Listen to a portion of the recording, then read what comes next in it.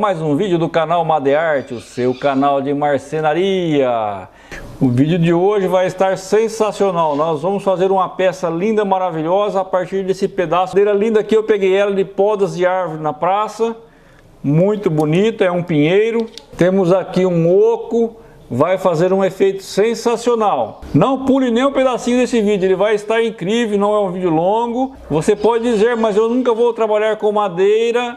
É uma terapia, pelo menos você vai saber como é que se faz. E você que já é veterano aqui no nosso canal, dá uma verificada se você está inscrito, se acionou o sininho de notificações. E para você que está chegando agora, é novo por aqui, não conhece nossos vídeos, nossas playlists, faça um tour pelos nossos vídeos, pelas nossas playlists, e se gostar, se inscreva e acione o sininho de notificações para receber os próximos vídeos. Bora lá fazer?